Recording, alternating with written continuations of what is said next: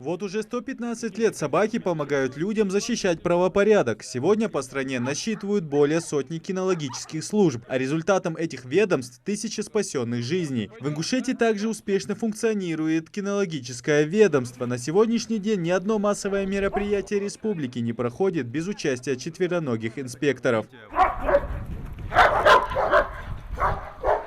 Бельгийская овчарка по кличке Алима обнаружила патроны от огнестрельного оружия за считанные минуты. Здесь очень важна оперативность. Хорошо, молодец, хорошо, говори. Хорошо, смотри, видишь, не уходит. Она второй раз пустили, дайте я вам 3 раза покажу. Не, она лицом его покажет. Она залезает под машину, Тихо. О, закладка. 2 рожка там. Опытного следопыта по кличке Винчен Дон Балу не собьет ни один запах. Хорошо зашифрованные наркотические средства лабрадор находит уверенно. А ну доставай!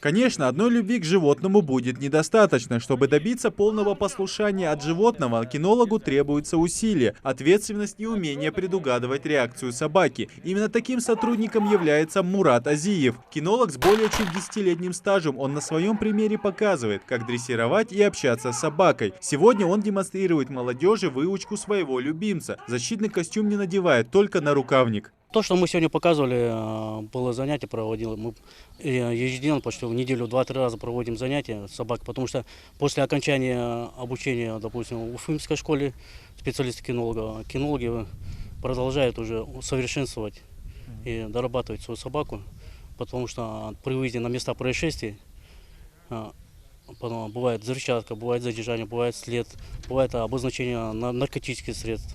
Поздравить кинологов с их профессиональным праздником пришли представители Общественного совета МВД и юноармейцы. Детям очень интересна работа именно этой службы. Ведь кто из молодых не смотрел кино, где детектив в паре со своим четвероногим напарником расследует самые опасные преступления? Посмотреть есть на что, ведь в активе службы более 30 различных обученных собак, подрастают еще 5. Получили домашнее разведение, а так покупать очень дорого. После показательных выступлений и экскурсий по части у ребята масса положительных эмоций. До сегодняшнего дня они и не подозревали, какую важную работу выполняют кинологи. По-моему, очень интересно было. Мы пришли, я был удивлен, на самом деле, я и понятия не имел, что это такое. Эта работа очень напряженная и порой опасная. Нам показали прием, как нападает собака на человека, и это было реально очень опасно. Не испугался собак? Некоторых испугался, если честно.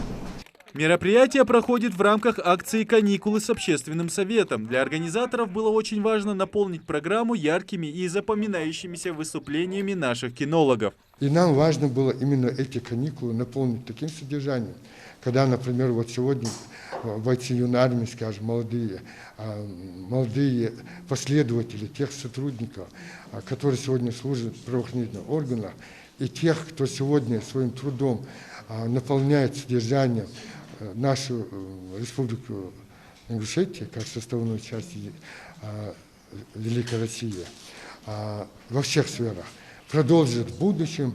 Сегодня, в настоящем, эти работают четко, неукоснительно, и поэтому благодаря им у нас на улицах порядок, безопасность и уверенность в завтрашнем дне. Я поздравляю от всего сердца, от себя лично и от целом от МВД и Общественного совета МВД с важным днем, днем кинологической службы. Также праздник не обошелся без угощений. Гостям накрыли большой стол, и все вместе отметили 115-летие кинологической службы страны. Профессия кинолог – это скорее призвание со своими тонкостями и требованиями. Любовь к собакам, смелость, ну и, конечно, профильное образование. Все это у ингушских кинологов есть. Идрис Ижиев, Асхаб Белакиев, Новости 24.